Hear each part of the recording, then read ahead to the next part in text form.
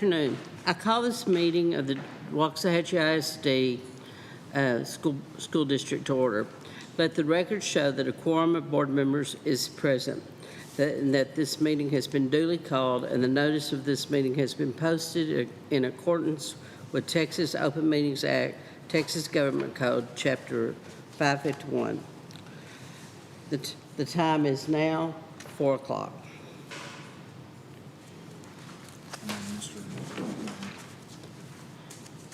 Mr. Calden, I believe you're on deck. Yes, ma'am. Thank you. Good afternoon, board and Dr. Hollingsworth. We're going to start today with our third installment of budget workshop for the 24-25 fiscal year. The pretty slide. So within our agenda today, we're going to look at current budget. We're going to look at budgeted priorities for next year, budget highlights for next year, the proposed budgets for next year in the general fund, debt service fund, and the child nutrition fund. We'll talk a little bit about property taxes and tax rates, and then we'll review next steps for budget adoption. So just kind of a quick overview of what we're looking at. As a reminder, this is our third workshop, so we started talking about this in March, and we talked about it again in June with an update. Kind of to bring you up to speed of where we are anticipating dipping into fund balance this year. We had budgeted revenues for SHARS, the School Health and Related Services Program. As of right now, we are having to appeal our SHARS cost report. Right now, we have revenue of $0 for that program, and we budgeted $2 million. So we are appealing with the state because we did provide those services in accordance with the rules and regulations that were prescribed. So we are trying to get some of those resources back, but that's the biggest component that we have going into our decrease for the year. It's not really overspending, it's actually decreased revenue from that program. One big expenditure that we had is actually a carry forward from last year. So we have a grant to buy 4 buses, and we anticipated those buses were going to be delivered last year, but due to manufacturing delays, they were not even started until January of this year. Happy to report that we actually received those buses today, so we will not be carrying that forward any further, but one of the big POs that we had to carry forward was actually the purchase of 4 school buses that we anticipated to happen in the 22-23 fiscal year. So all that adds up to we're going to eat into fund balance, likely about $3.5 million. That's our best guess at this point as we get close to finishing out the year. That should take our fund balance to just below $25 million in the general fund.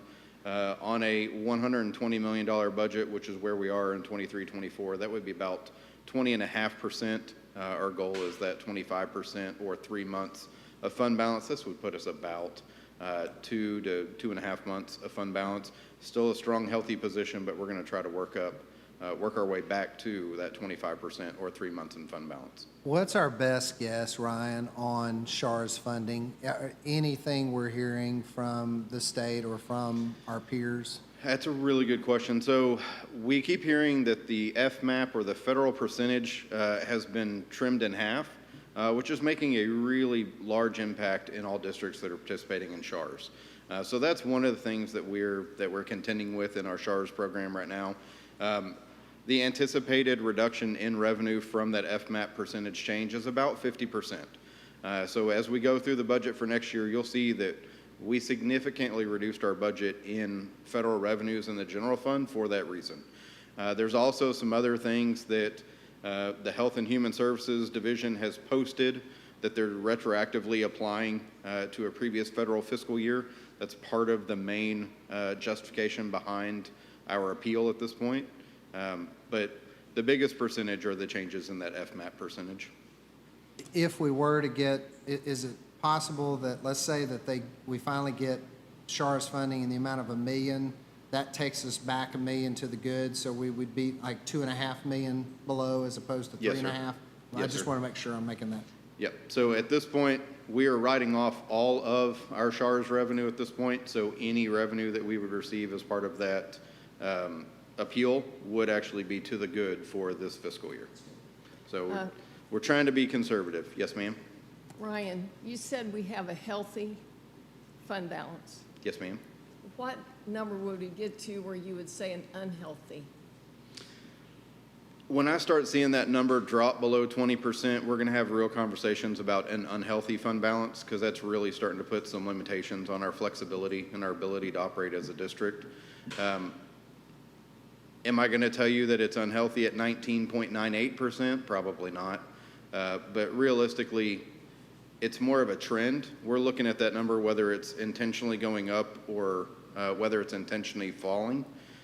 We have had processes in place to try to get that number intentionally to rise due to forces outside of our control with that FMAP percentage. This year it is going to decrease, but we are intentionally trying to add to fund balance. So at this point, I would tell you a little bit of unfortunate timing with the way the SHARS program has drug out and changes have been made. And then also the carry forward of the expenditures for buses. We do anticipate grant reimbursement on those, so it is a little bit of a timing issue on that one. But right now I'm not super concerned because the buses was a one-time thing related to grants, and as we get SHARS appealed and we know what the new expectations are going forward, we can better prepare our budget around knowing what that SHARS program is going to be. So just kind of looking forward to the year that we're going into, 24-25. We're looking at cutting that SHARS revenue down to $1 million because we believe that with all of the changes coming through, we can rely on receiving $1 million in SHARS revenue as compared to the $2 to $2.5 million that we had been receiving. So we've tried to take a conservative approach so that 20.5 is still a relatively healthy fund balance, but we do want to increase it. Would you just one last time remind the board on how it is we arrived at lower SHARS money than we expected? So realistically, SHARS is the school health and related services, which means that we're providing services to students who are otherwise Medicaid eligible. So they have Medicaid. We provide services for those students. After the fact, so we turn in all of our cost report. We do a cost report every year in April. We turn in our documentation behind it. After the fact, HHSE goes in and they audit all the information we've submitted, and they decide to allow and disallow some things that we've submitted. So within those allowances and disallowances, they make some adjustments. In years past, they've adjusted some transportation allocation percentages based off of how many receipts we had to document that these expenses were related to a specially modified vehicle or not related to a specially modified vehicle. Those adjustments that are made by HHSE generally are very small in nature. They might adjust our total allowable expenditures for reimbursement by $20,000, by $25,000. And we're talking about over $4 million in expenditures in this program, of which about $2.5 million are eligible for reimbursement. So adjusting at $20,000, while it does have a financial impact in the end, is not major significant to the program. One of the big challenges we're running into this year is the state, they do what's called a random moment time study. So they send out surveys to random providers of SHARS eligible services. This year they adjusted their review of those random moment time surveys. If they didn't like the words that you put in your response, if you were missing a word that they were looking for in their response, they completely disallowed your random moment time study. So they did not go back and look and see what work was actually being performed. But if I expected to see the word one-on-one or the phrase one-on-one within a response and it wasn't included, the state completely disallowed it. So that's a lot of what we're going in and we are appealing right now. We have our documentation to show the work is eligible, that the work is allowable, that it was for eligible students, but the blanket just denial of some of these submissions on the fact of, or on the part of HHSE is what we're fighting against. That's Yes, a sir. beautiful explanation in detail. I really was getting at why it is that the state is passing along their mistake. Remember that part? Got you. That's what Yes, I was sir. getting at. I'm sorry. No, you're good. So to your point, this does roll back to the state had an audit by the federal government on the SHARS program and the state's overview or overseeing of expenditures related to SHARS. This was many years ago. I want to tell you it was about 5 or 6 years ago. The state was found to have some audit deficiencies, and they had a material finding within this. So the federal government has asked for about $13 million back. The state has appealed and appealed and appealed. They've lost all of their appeals, and so one of the ways that they're going about getting the money to repay the federal government is by adjusting that FMAP percentage that we talked about earlier, which in turn is hitting every district that participates in SHARS. So instead of HHSE paying the bill, it's actually being passed to the school districts in terms of less funding for school districts participating in this program. So it's a pass-through on their mistake while we sit on $60+ billion in surplus. So Yes, sir. that's the point. Thank you. I Thank appreciate you.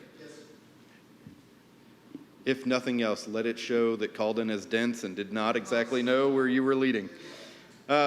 I did want to talk to you a little bit about a potential fund balance enhancement. This is an area that, at the district level, we are still looking into to make sure that we know exactly how it would impact us. But we do have the ability to shift our fiscal year. So right now we have a September 1 to August 31 fiscal year. We could, as a district, look to modify that to a July 1 to June 30 fiscal year. That would have some impact fiscally on our expenditures. So we would have some expenditures that we would be able to push into a different fiscal year. They have already been budgeted in one fiscal year. So by not incurring those expenditures within that year, that would be cost savings for the budget. So that would be one way. Right now, we're looking at a floor of about $2.4 million that we could add to fund balance based off of switching our fiscal year. But it could be significantly more. So we're still looking into getting in touch with other districts that have done this to see exactly how thoroughly have we baked this plan. We want to make sure that we've fully explored every option before we decide one way or the other. So we will give you a further update on this when we get back together on the 26th for the budget adoption, but wanted you to know that that is one avenue that we are looking into, is changing our fiscal year. Okay, Mr. Calden, so if we did that, would we do that for this year, or would it be for next year? The earliest we'd be able to do it for would be the 24-25 fiscal year. Okay. So it could possibly be that year, or it could also be looking at 25-26. So we would not be able to do it for 23-24 since we're at the very end of that fiscal year. Okay, thank you. Yes, ma'am. A little bit about budgeted priorities. You remember back our first meeting that we have in March, it's usually March, it's hardly ever late February, but we go through talking about budgeted priorities. And so we generally carry forward some priorities from the previous year, and staff will come up with some priorities of things to consider as we work through the next budget cycle. Board, with your input this year, our Tier 1 items were to grow fund balance, provide staffing and resources for our new campuses, specifically Jimmy Ray as it opens, and then also Wildman that we will take ownership of in the middle of the 24-25 school year, and then continue some ESSER-funded programs. Specifically, we were looking at student mental health services, mental health counseling. So those were our identified Tier 1 items, and then, of course, you get into Tier 2 and Tier 3 items that realistically we, as a district, like to explore, but we knew this year was going to be tight, and so they did not get a whole lot of airtime in terms of us talking about them or writing them into the budget for next year. I want to talk a little bit about enrollment expectations. So for 24-25, we are relying on an expected enrollment of about 11,300 students. We got reports today from our PEMS department that a couple of days before the first day of class, we're looking at about 11,200 students. That's not atypical. Generally, we're a little bit below that enrollment expectation, and then as we go through the remainder of the month of August, we see some more students trickle in almost on a daily basis to help increase that enrollment. One thing that we will say, though, is we will also notice some no-shows. So on day 1 and day 2 and day 3, we'll have some students who just don't show up with us. We expected them to be with us. They're not. Some of those students that will trickle in over the remainder of August are going to be those day 1 no-shows. Some of them are going to be people who are moving to our area and didn't otherwise know that they needed to go to their local school and register to attend. So that number will keep fluctuating. The fact that we're within spitting distance of our expectation of the 11,300 is really good news at this point.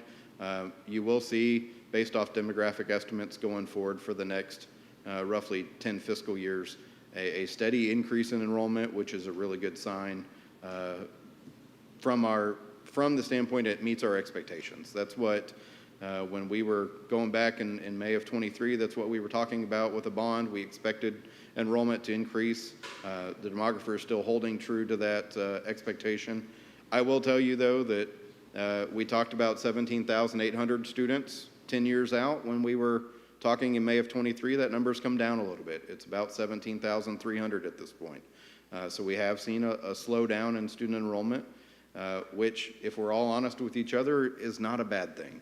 I don't know that we can realistically sustain 6.5% growth every year. So moderating that growth to 4.5% is probably a really good thing in the long run for the district, but we are still looking at a growth pattern of student enrollment. Talk about some changes in enrollment and revenue. So we are expecting, so on this slide, you're looking at expected student enrollment growth of about 250. So this year we are about 11,050 students around the end of October. Next year we're looking at 11,300. While we are expecting 250 more students, we're not budgeting 250 more students. We're going to budget 225 students because it gives us a margin of error to make sure that those students do show up, all 250 of them, and that we are getting at least 95% attendance out of those students. Again, funding in Texas from the state level is based off of how many students and how often did they attend. So we do take a little bit of a conservative approach in terms of that expected enrollment when we look at a funding level. We are looking at expected local revenues to increase about 11%. We're expecting state revenue to decrease about 3%. And we talked a little bit earlier about local federal revenues. We're cutting that revenue target in half. We're trying to be exceedingly conservative as it relates to that CHARS program. There are interim charges in the legislature to discuss CHARS and how it functions and how it's funded. At this point, we're not baking any of that into next year's budget because it's way too early. This is just an interim charge. I think it's important to point out to the board and to the community also, again, that the state continues to fund us on the same per pupil allocation that was given in 2019. And I don't know about y'all, but things have gone up a little bit around our house since 2019. And that's definitely the case for school districts as well. It's a really good point. So our basic allotment from the state remains unchanged, but we have seen by almost any metric you can find in terms of inflationary pressures, a minimum 24% increase in costs since 2019. So that is a really good point that Dr. Hollingsworth points out. Overall, we're expecting revenue in the general fund increase a little under 4%, 3.74% as a whole. Talk a little bit about budgetary highlights for next year. So in keeping with Balanced Scorecard Priority 4, our financial integrity, we have realized some staffing efficiencies, specifically at secondary campuses. We've used a program called Cardonics for the last couple of years to look at our staffing levels and how efficiently we are staffing people, specifically teachers at our secondary campuses. This year, in looking at it, we were able to identify 17.75 positions that required review, and after review, we determined that we did not need those full positions as part of our master schedules. That had an anticipated cost savings of, we'll say, $1.2 million, of which we did allocate some of those position savings to new positions at other campuses within the district where we did have a greater need. So this would be an example of if we had 10 math teachers at high school, but we really only needed 8 because of the courses that students are taking. It's not from due to decreased enrollment at the high school, but as we shift more courses down to the junior high levels and make those available, say Algebra 1, and now we're starting to do it with some of the science courses as well, then I don't need as many sections at the high school level, but I need to reallocate those teachers to a junior high campus, or if it is truly a superfluous position, then we can allocate that FTE to the opening at Jimmy Ray, for example. So one teaching position off one campus to become a teaching position at another. We did put back about 54% of those funds, so a little bit over 9 positions to hold as contingency positions for this upcoming school year. As much as we can anticipate 11,300 students, as much as our demographer can tell us we believe you'll have 400 at Jimmy Ray, what they can't tell us is that, oh, you will have an exact multiple of 22 in your second grade class at Jimmy Ray. History has shown us that we will have an exact multiple of 22 plus 2 more kids, so we will need another section. Those are things that Ms. Mott and her team have been looking at as we go through the rezoning plans and as we start looking at student enrollments for next year to identify where exactly we are tight at some of our positions and where we need to utilize some of those contingency positions. Mr. Calden? Yes, ma'am. So you just said that we're going to open Jimmy Ray with 400 students. What is that building built for? 800. That's That what I- building has a maximum capacity of 800. Okay. And when I tell you we're going to open it with 400, I'm overselling it a little bit. I want to tell you it's about 380 is really the number. And later on, Ms. Kriegel will go through a demographics report, and you'll see why we're not opening that campus at 800 kids. There was intentionality in where that building is located, not zoning it to maximum capacity because we know there's a lot of growth potential right around that campus. Okay, thank you. Ryan, by comparison, do you recall how many did we open Simpson with year one? We anticipated 320, no, 250, and we opened it at 320. Yeah. Right now, Ray has 392 today that we have that are registered there, so we can go tomorrow. Yeah, right. Thank you. Another one of our budgetary highlights in looking at priority 2 and honoring and supporting staff, our starting teacher salary on the scale is $54,600. This is unchanged from the 23-24 school year. We did not propose across the board staff salary increases. Conversely, we are not proposing a forced reduction or a reduction in force throughout the district. So we would love to do more with staff salaries. We would love to do it not only for teachers, librarians, counselors, and nurses. We would love to do it for all of our staff. But this year, as we go about opening new campuses, and again, with receiving the same funding level from the state, simply we felt it was in the best interest of the district to hold to hold compensation levels where they were this past year and not incur a significant deficit budget throughout the district. Mr. Carter, Yes, sir. I have some education and understanding of that, but I'm also looking at you just gave me a few things that kind of helped me out here because you said that, I'm sorry, forgive my voice, but you said that we were at a not great but healthy budget. And then, I'm sorry, fund balance. Yes, sir. But then we also have a potential of a $2.4 million in savings by changing the fiscal year. Yes, sir. In one of our prior budget meetings, we said that if we looked at a 1% for everybody, we're looking at about $900,000. 2%, we're looking at about $1.8 million. Yes, sir. Which the fiscal year movement covers that. And then also with us being at a healthy budget, fund balance at 2.5 months, is there any reason that we couldn't maybe reconsider an increase for staff? Yeah, great question. When I tell you we're at a healthy level, I'm not going to tell you that we're at the standard that both TEA and our bond counsel would like for us to be at. So when we issue debt, we have reviews by the underwriters, and their expectations are 90 days of fund balance. That's the same expectation that TEA has. So that would be that 25% that really would be our standard. It would be wrong for me to stand up here and tell you that the sky is falling at 20.57. It's not. Is it below where we would like for it to be? Absolutely. Is the sky falling? No, sir, it's really not. So that's why I tell you, even at 20.5, it's still a healthy level. It's a healthy number, it's a healthy level. My big caution to you, while you absolutely can give increases and incur a deficit budget, my caution would be that that fund balance is a one-time bucket, and those pay increases are recurring cost.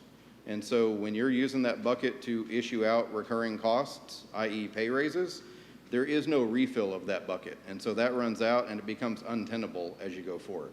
So as that fund balance dwindles and gets to an unsafe level, don't know percentage-wise what exactly, I would be up here telling you the world's on fire and the sky has fallen. But when it gets to an unhealthy level, that's when we're sacrificing positions. That's when we're having to talk about people's jobs and livelihood.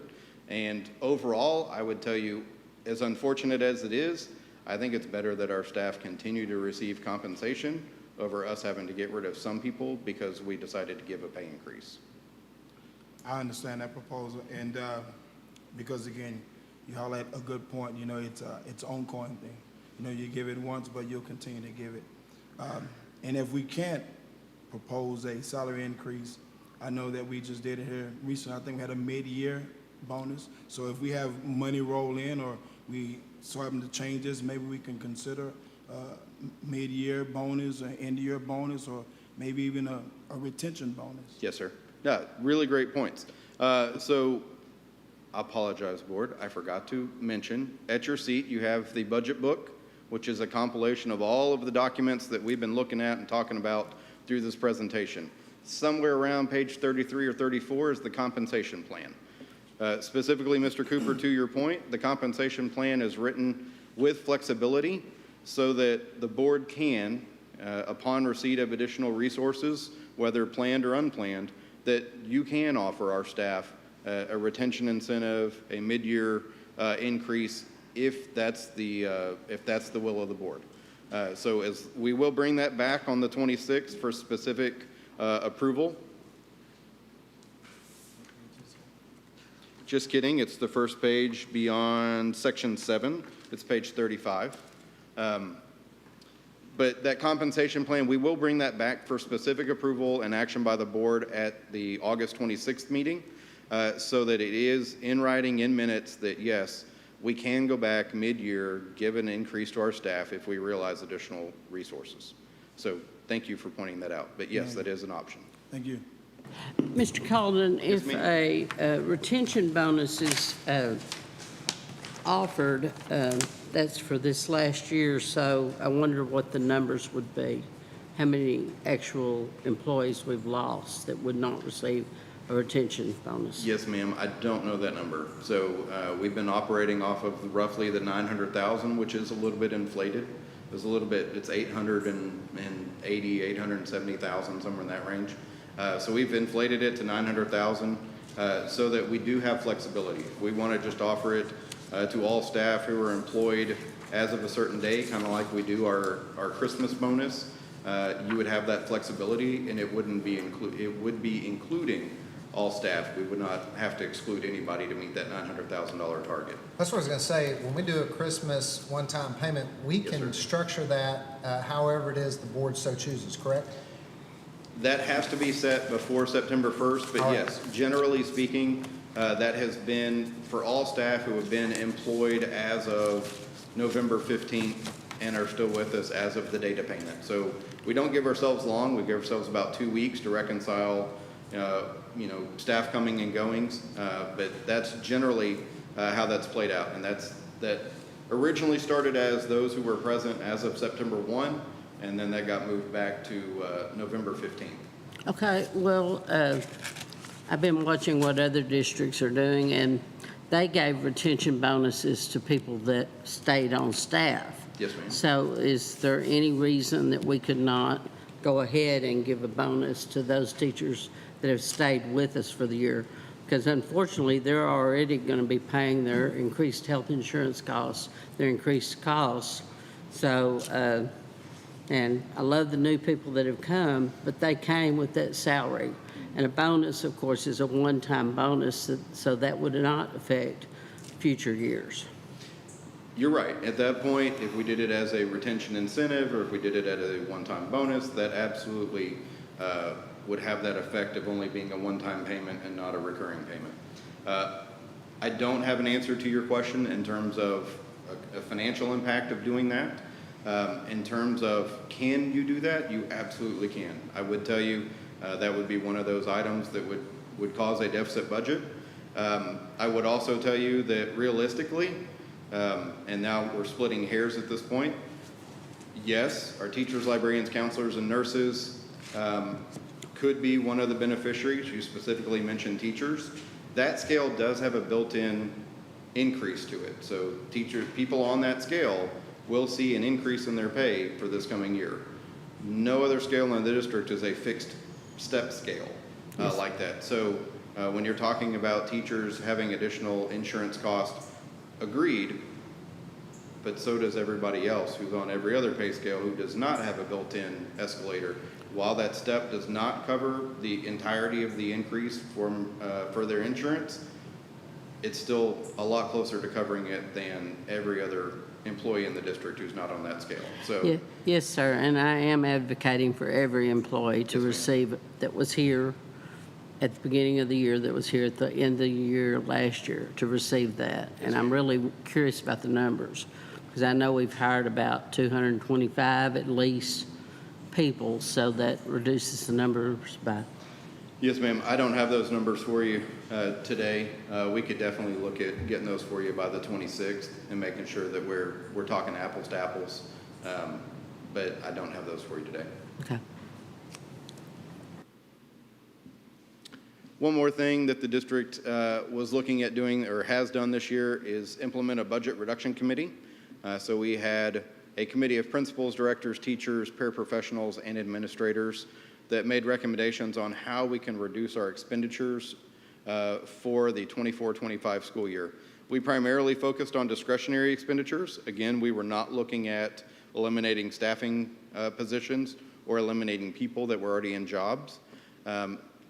One thing that this committee is going to do going forward is we're going to form a subcommittee of the budget reduction committee members to look at our staffing levels going forward. That way we can make sure that we are being appropriately staffed at all of our different levels. We're going to look at our peer groups. We're going to look at local districts around us. We're going to make sure that our staffing levels are reasonable and commensurate with those that are around us. So that's going to be one of the really big rocks that this committee is going to be doing, or subcommittee is going to be doing for the 24-25 school year. I'm going to tell you right now, it's not going to be one meeting and it's not going to be two meetings. It's going to be a bevy of meetings, likely through the entirety of the fiscal year, to make sure that we are thorough and we are looking at this appropriately. Right. And so there will be recommendations from this subcommittee going forward as we start developing the 25-26 budget. So just know that that committee is going to keep meeting. It initially started looking at discretionary spending, and now we're going to start looking at the staff side of it as well, because we know that staff and payroll make up about 85% of our budget. Right. Mr. Calden, is staffing on campuses based on, talking about the principals, assistant principals, is that based on the number of students on this campus? Yeah, good question. So we have a staffing formula. Some of the positions are just derived by a yes/no. If you have a campus, you have a principal. That's a yes/no decision. Others are driven by student enrollment. If you have X number of students, you get one assistant principal. If you have plus 300 more, you get another assistant principal, or plus 400 more. It depends on the type of campus. So at a secondary campus, you may get a counselor a lot faster with student enrollment than you do at an elementary campus. At an elementary campus, you may have to have 700 students before you get a second counselor. And then at that secondary campus, you may get a counselor for every 300 students. So we have 3 different staffing guidelines. We have an elementary, a junior high, and a high school. We have some staffing guidelines that have nothing to do with student enrollment. So the number of custodians that you have on a campus is more determined by square footage on the campus than it is by the number of students on campus. Child nutrition would be one metric that is more determined by students who participate in the child nutrition program as compared to total enrollment. So there are a couple of different factors that go through that we have to work through as we're talking about campuses and staffing levels. But Ms. Kriegel, to your point, a majority of the staffing levels really are based off of number of enrolled students. Thank you. I want to add, as we look at this budget reduction committee, subcommittee for staffing, what we're, as Mr. Calden explained, when we find areas, if we find areas where we have bloated staffing levels by comparison to peers, our intention at this point would be to reduce those numbers through attrition. And so I just wanted to be very clear right now, we are not in any place where we're looking to instate a reduction in force. That would be something we would have a tremendous amount of discussion with the board before we make such a shift. I just want to be clear to our community and to the board about that. All right, so as we leave that starting salary at, just kidding, that was a couple of slides ago. Wanted to bring up the United Educators Association comparative. We've been looking at this for a couple of years as part of our budget updates to the board. So our goal, this is looking at 50 districts within the DFW area, and it's taking their teacher salary scale at certain metrics. So they're looking at the year 0, 5, 10, 15, 20, 25, and 30 years on their scale. And while we are not specifically listed on this schedule, we know where our salary falls at each of those years. And so we kind of go through and we measure, are we going up or are we trending up or trending down at each of those milestone years based on our scale. Our goal is to be roughly position 23 through 28 on the scale. It's in the top half. We know full well that it's going to be hard for us to compete with some districts like Plano and Dallas just due to size, Frisco, et cetera. But we should be doing better than districts who are really small within this survey. And so we do want to be in roughly the middle part of the survey as we look at these years. On the left side, you're looking at the 22-23 rankings in the survey, and on the right side, the 23-24. You'll see that not a whole lot of movement happened within that scale. We moved a couple of spots at the 0 and at 5 and at 10. We remained unchanged at year 15. We dropped 4 spots at year 20. At year 25, we dropped 4 spots again, and at year 30, we actually improved 2 spots at that point. So you'll remember that between 22, 23, 23, 24, we offered a 2% adjustment for all of our staff within the district. And so that 2% adjustment really kind of kept us in line with the other districts as part of this UAE survey. We did see some movement, again, in those middle years, those 15 through 25, but we did see that the top end of our scale remains competitive with teachers in this UAE survey ranking. Wanted to take that a little bit closer to home and kind of look at where our salaries compare with our neighboring local districts. Waxahachie is in green, Red Oak in red, Midlothian in blue, and Ennis in yellow because I couldn't reuse red. Otherwise, it would have been really, really close to the same maroon of Red Oak. Anyway, you will see that Waxahachie is competitive in our teacher pay, especially in years 10, 20, and 30. We're a little bit less competitive on our starting pay. Realistically, we have seen in the past that until this year, Red Oak generally has had a lower starting salary in years 0 and 5 and 10, and then they have a more vertical scale as you go up to where their years 25 and 30 are more comparable with the rest of the county. What we've also seen is that Midlothian generally has had a higher starting point than almost every other district, but it's relatively flat as you go throughout the career. No wrong way, no right way of necessarily doing a scale. These are just things that we've kind of trend noticed over the last couple of years. So one area that we know as a district we need to keep looking at is we definitely need to boost those early years on our teachers, librarian, counselors, nursing scale as we are falling behind our peers in Ellis County. Mr. Calden? Yes, ma'am. I actually did this research also, but I included Ferris, and we Okay. were below everybody. Ferris was above everybody. Okay, on Maybe starting their pay. proximity to the Dallas County line, but they were above everybody. Yes, ma'am. So, talking about proposed budgets for next year, we're going to talk about the general fund, the debt service fund, and the child nutrition fund. Those are the 3 funds that are required by state statute to be adopted before the start of the fiscal year. General fund, we are expecting local revenues of $70.1 million, which is about 56% of our general fund revenues. You may remember before 2019 that local revenue was about 60% or even higher of our total general fund revenue. With the state's appropriation of funds through 2019 House Bill 3, we saw that number drop closer to 50%, back to 50-50 between local and state. We are seeing that local revenue share is increasing compared to the state share. Each year we've moved away from the 2019 House Bill 3 adjustment. We are expecting state revenue to decrease this year. That is a function of our local property values growing more than the state's property value expectation. So we are looking at M&O tax compression. Even with that tax compression, we are expecting local revenues to go up and state revenues to go down. We've talked a couple of times about the federal, that's the SHARS program reimbursement. It is roughly a 50% cut from where it was last year. Overall revenue increase of about 3.74%.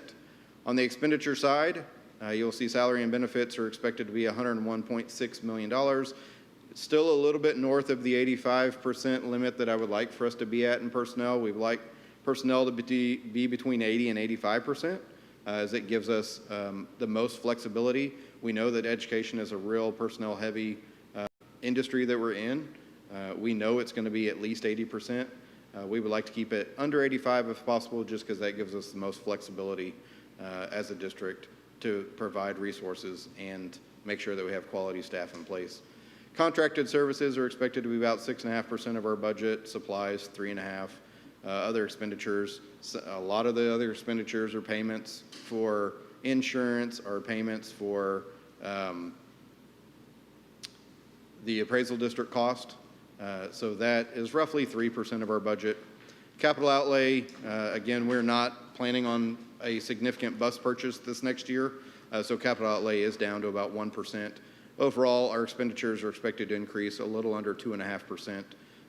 The reason you're seeing revenue outpace expenditures in next year's budget, at least the increase in revenue versus the increase in expenditures, is again, we are looking at a deficit budget this year or spending greater than the revenues, resources we're bringing in. So try to be very moderate in our increased expenditures, but also capturing all the revenue possible or realistically possible within the general fund. Mr. Calder, one thing kind of confuses me. Where does recapture fit into this? Really good question. Recapture would be in the other expenditures line. And so that is generally going to be in that $3.8 million line. Okay, so our recapture will be about 3.8, is that what No, you're? ma'am, it's one component of that. I have a slide here in a little bit. It's about, Okay. I'm expecting it to be about 800,000. Okay. TEA is expecting it to be about 450,000. I believe my number is a little bit closer to than theirs because I have updated property tax information or property valuation information. They do not. And Okay. so I'm hoping it's not 800,000, but I think it's going to be closer to that than their number. Okay, thank you. As we look at the debt service fund, we are looking at a balanced budget within the debt service fund. We are expecting revenues to increase about 25%, expenditures also to increase about 12%. You may remember a couple of years back, we did have a large increase to fund balance in the INS fund. That was all part of our plan as we were going to start issuing the bonds related to the 2023 bond program. 2/3 of those have been issued. We've issued 400 of the 575 million in bonds related to those programs. So our debt model at this point, we've gone up the 2.9 cents that we told voters we were going to go up, and it is filling in nicely. So we're able to structure the debt service payments within our 2.9 cents as we go forward. So that is working out really well for us, and the property value increases that we have seen have further reinforced that model. So as we go forward, we may be able to actually look at that debt service fund, the INS tax rate going forward. We may be able to adjust some of that down as we keep having significant increases in property valuation. So we'll keep looking at that. That'll be a metric that we keep talking with our financial advisor every year to make sure that we're not bringing in more resources than we really need to service our debt, but also giving ourselves flexibility to pay off debt early as those situations arise and make sense for the taxpayers. Within the Child Nutrition Fund, we are looking at a level fund, a balanced fund. You may remember that a couple months ago we brought to you the Child Nutrition Fund, meal prices for the year. Those remained unchanged from the current prices that we have for students. We did go up on the adult prices a quarter at every meal. So that will generate some additional revenue. It is not going to generate 14% additional revenue in the fund. We do anticipate greater participation of our students, and so that's where the budgeted revenue increase is coming from, and then also expenditures, as we'll have to have additional food items for that student participation. We'll have our annual conversation about property valuations and tax rates.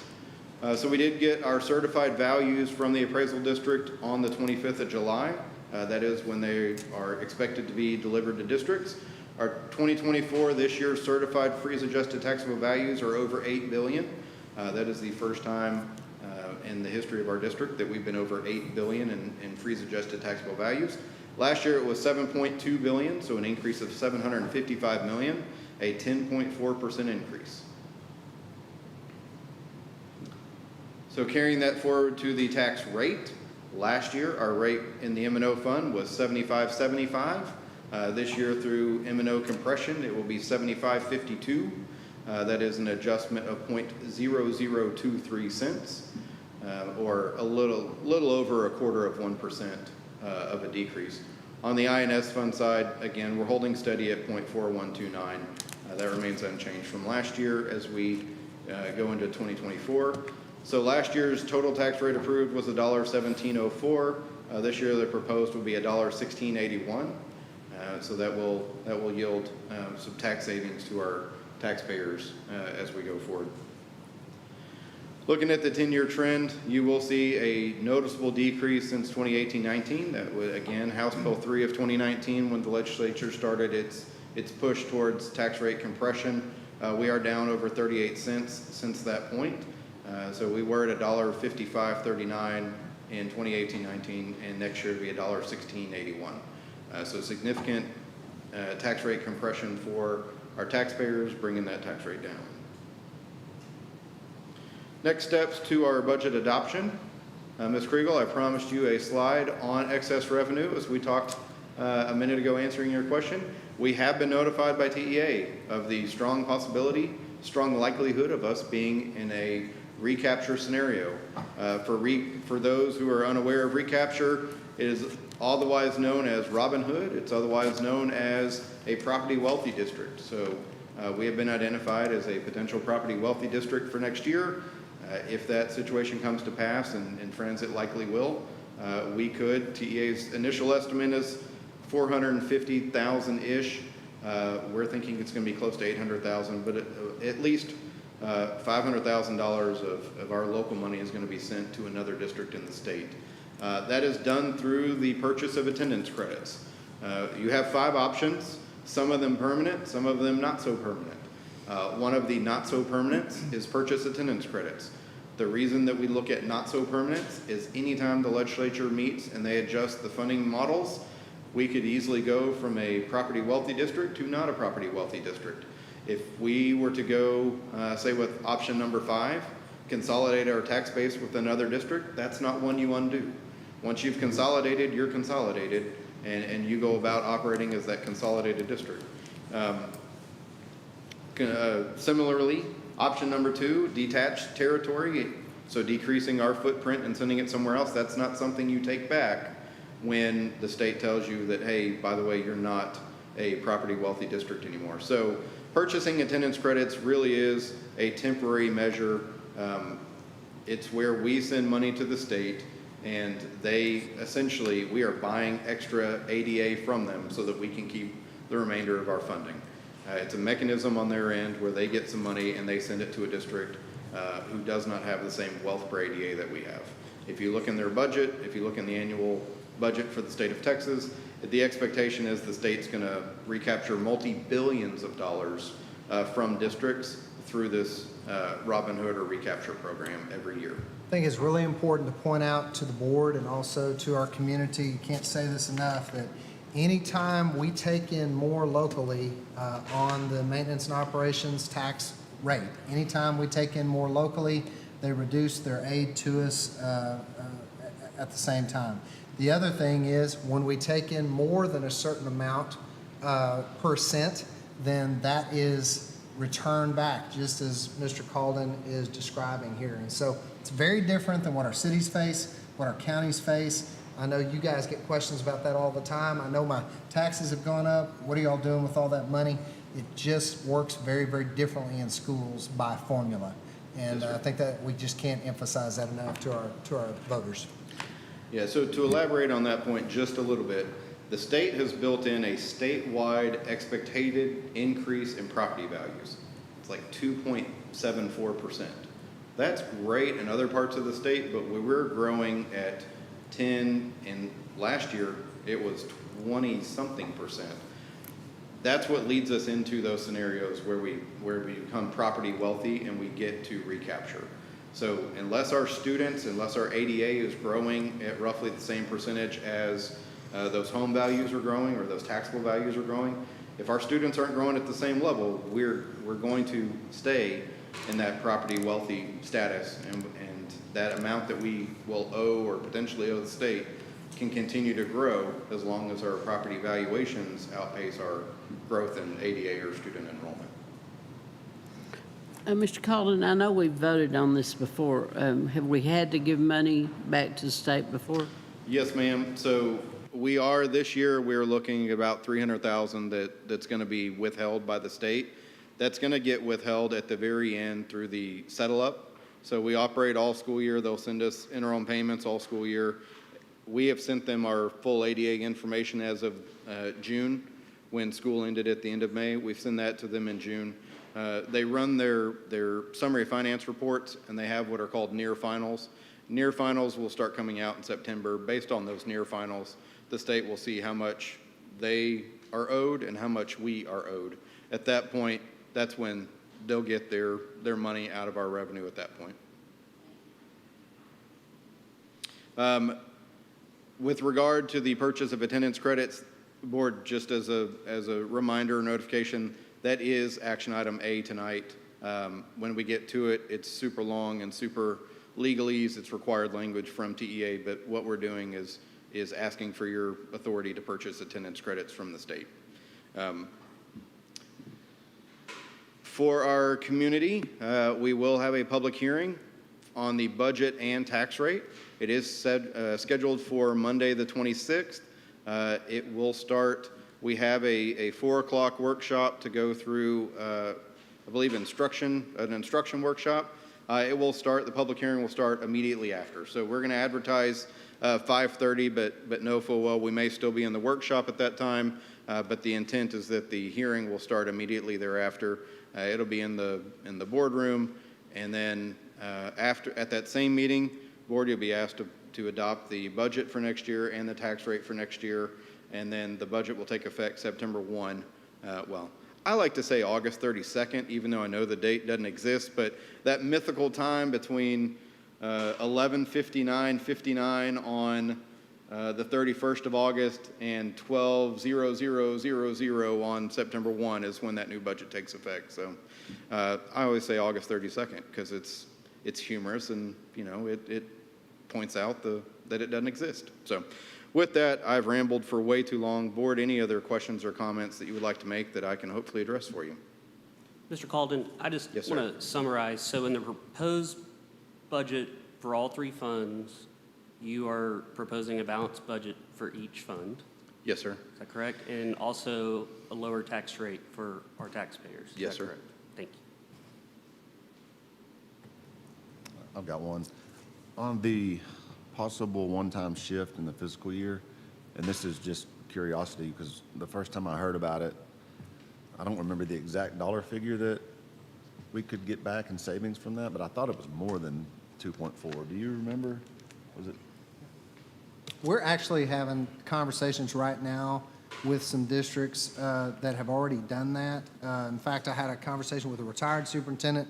He put me in touch with his CFO. They had made that shift in a large suburban district in DFW here about, I don't know, about 5 years ago. And so Mr. Calden and I are both in communication with them, and we'll be able to give you more solid information on that. We've heard some differing stories on how much money. What we gave you, that number of 2.5? 2.4. 2.4 is kind of that's kind of the floor. But we're hopeful that we can find some information where that could be a higher number. We're really able to beef up our fund balance, and they give us a lot more flexibility. So,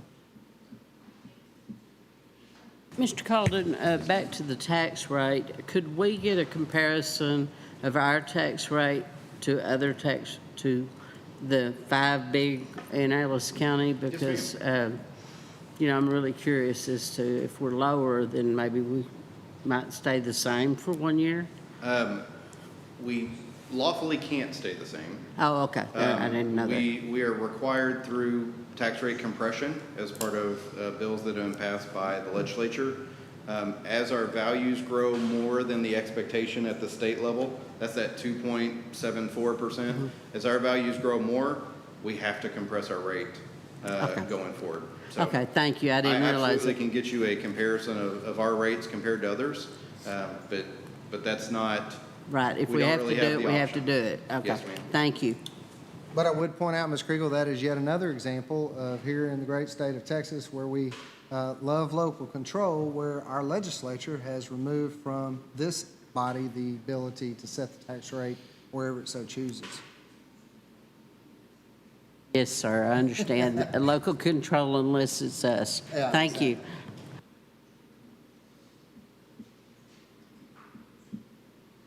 All right, thank you, board. Thank you. And at this time, we will go into closed session. And it is 4:57.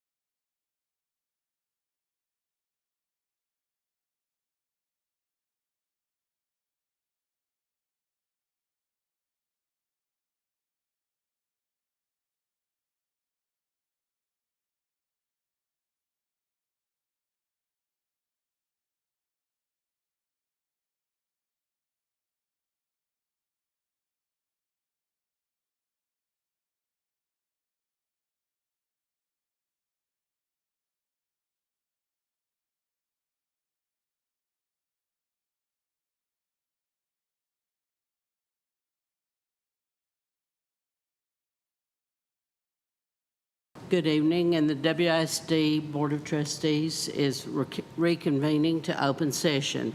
At this time, we will have Mr. Ryan, Oh, I'm sorry. It is 5:31 at this time. At this time, we'll have Mr. Ryan Pitts lead us in prayer. Let's bow our heads. Dear Heavenly Father, we come before you with grateful hearts, seeking your wisdom and guidance as we gather to serve our community. Bless this meeting, Lord, and grant us the clarity to make decisions that will benefit the students, staff, and families of WISD. May our discussions be filled with respect, our actions guided by compassion, and our goals centered on the well-being and growth of our children. Please be with our students and teachers this week as they embark on the new school year. Prepare each of them to have their best school year yet. We ask for your blessing on everyone here, and may your presence inspire us to lead with integrity and grace. In your holy name, we pray. Amen. And now we will have Mr. Wade Lemons from Waxahachie High School lead us in the pledges.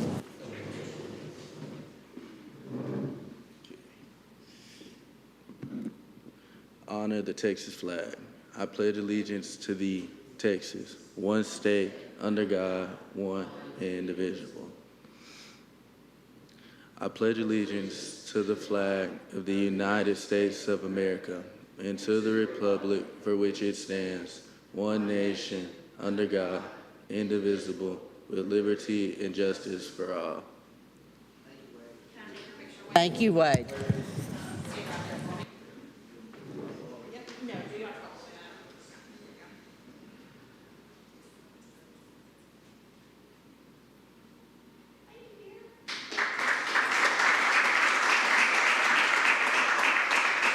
And I believe the next time we see you, it'll be on the football field.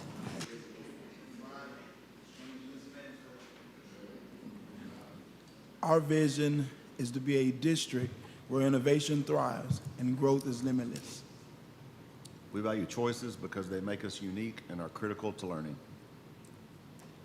We value a collaborative culture that honors and supports all and positively impact the lives of our students. We value an environment of belonging that respects individual differences and ensures equality for all. We value relationships that broaden learning experiences and enrich our community. At this time, we have one speaker that is signed up to speak. We have that card. Nisa, may I have the card, please? She put it up here, I think. She put it up there. Oh, that's it. Mr. Watkins. That's okay. That's all right. Okay. Mr. Ben Collins. Mr. Collins, would you please state your name and your address for the record? All right. Ben Collins, 2260 La Escalera Road here in Waxahachie, 75165. Thank you. Thank you for having me, allowing me to speak. Yes, Ben Collins, team president of the Texas Faces Track Club. I'm just here to provide some information that we are here in town. We practice at Howard Middle School over near the movie theater and the sports complex. So this team was formed back in 2007, primarily as a jumps team. A bunch of our parents, we kind of formed, kind of transferred over to the Texas Faces Track Club in 2010. We've been competing ever since. Beginning in 2012, we started graduating seniors. Since then, we graduated 22 seniors. All 22 have received track scholarships, and that's what we strive for. And I believe 21 of the 22 are either on schedule to graduate or have graduated. I am a native of Ennis, sorry. So in 2021, we decided to move our club. We were practicing at Trinity Christian School in Cedar Hill, decided to move to Ennis, and we practiced there. Well, actually, 2022 and 2023, we decided this year to move more of a central location to gather Waxahachie, Ennis, Milford, a lot of Ellis County folks, and we have a couple of Lancaster and DeSoto kids as well. This year, we ended up with 82 kids on the team, even though at one point we had over 100 kids, 30 of those kids being from Waxahachie. So this is our primary focus here. Hopefully it grows a little bit more in the future years. We went to our Southwest Association meet in Springtown in June. We actually advanced 28 to the regional championship, which was in Seguin, Texas. Our region is one of the most toughest regions in the area in the whole entire country. From there, we advanced 11 to the Junior Olympics, which was here, held in Texas this year at Texas A&M. We resulted in 3 All-Americans and 1 winning the national championship in shot put. So she was the champion in 8 and under. So it is our goal to not only get kids into college, but actually graduate from college, and so they can be productive members of society, hopefully here in our city, in our Ellis County. So that is our goal. Our primary fundraiser is AT&T Stadium, so whoever works there to get their everything funded and paid for, so that's their opportunity. And also we do have a track meet the first Saturday in May, and for the last 11 years it's been at DeSoto High. We like to move that here to Waxahachie, to bring all of those dollars here and to celebrate with our local community. So hopefully that'll happen next year, the first Saturday in May. Otherwise, if you know any kids ages 5 to 18, send them to us. We work with them. We work with anybody. If they're below average, above average, elite, we'll work with anyone, and it's our goal to increase them. So we do a little mentorship that we're going to start as well, some kind of barbershop talk, and we're going to talk to young kids, especially young boys. And we look to partner with our coaching staff and enhance any weaknesses or anything they'd like to work on, so we don't like to interfere with school track. When school track is going on, we do not interfere, so they'll come out a week or 2 after their school season. So we're here at Texas Faces Track Club, glad to be here, and look forward to the 2025 season. Thank you. Thank you. And thank you, sir, for your service. Ms. Krieger, Now we I will would- hear our reports, starting with I would like to appreciate Coach Collins and Texas Faces for what they're doing for our youth. I can tell you that I resigned from track president of our youth here in Waxahachie just 2 years ago, and Mr. Collins, he took on a lot of my athletes and my staff as well. And just on yesterday, I was privileged to meet 3 former Texas Faces, 1 HR representative, 1 attorney in Dallas, and 1 doctor. So Texas Faces is doing a lot, not only athletic, but academically as well. And I appreciate you, Mr. Collins. Now we will move into our reports. Dr. Hollingsworth? Thank you, Mrs. Kriegel. First up, I wanted to share with y'all, typically I share with you enrollment and attendance. I'll do that next month, but I wanted to just share with you an early look at enrollment. This is based upon the best data we have in our PEMS system as of about noon today. As of about noon today, as you know, we ended May 2024 at 10,980 students.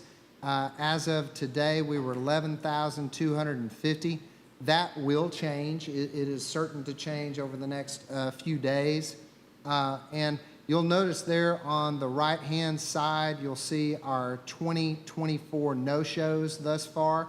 A no-show often means somebody that we thought was going to be with us as the year ended, but we've received notice that they've ended up in another school district, they've moved.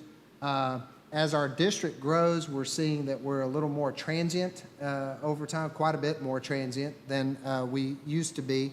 You can see last year we had 1,126 total no-shows to end August, so we're at about 714 as of today. A couple of things I wanted to point out. We had our first ever new teacher signing day. Our new to the profession teachers all signed our vision and our core values and really just an agreement to uphold those and live those out in their day-to-day work. It was a really cool event. Mrs. Timmerman actually came and spoke, and we really appreciate her doing that.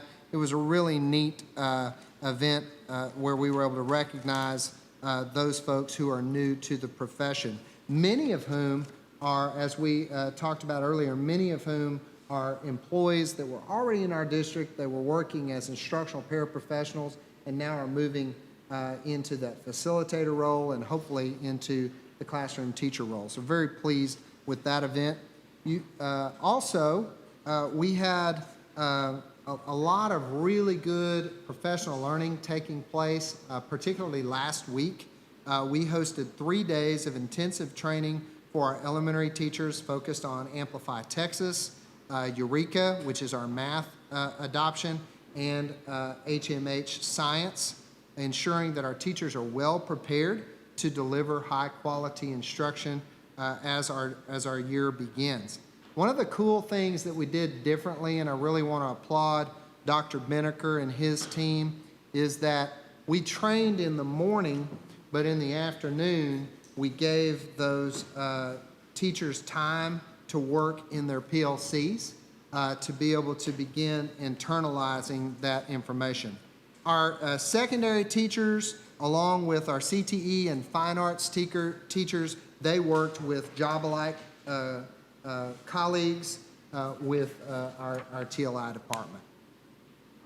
And then, as you know, there's been a lot of really cool things going on in terms of back to school. It's a really exciting time in our school district. We held our Operation First Day of School a week ago, and nearly 20 churches came out and gave school supplies and time. 10 community businesses gave school supplies, time, and monetary donations. The Waxahachie Kiwanis Club, Ellis County Title, LaToya Bryant Contreras, Sherry McKenzie, Tasha Reed, Beverly Batt generously gave to provide much-needed hygiene items for students. We had 10-plus hairstylists who gave their time to give more than 100 haircuts out that day. 150 volunteers gave their time.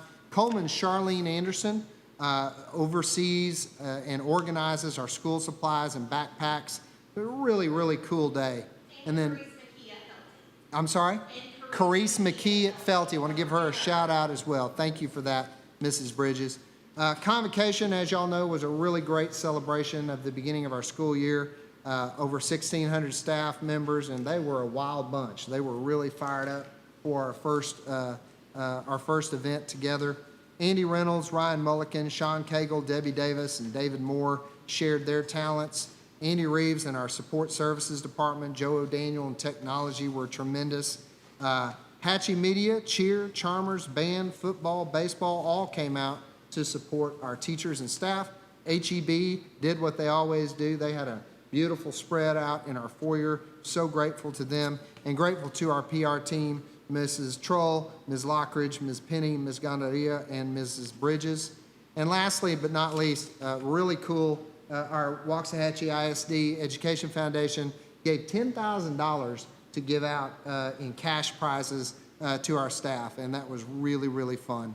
And then finally, Back to School Bash took place last Saturday. Wall-to-wall people out there. It was really cool.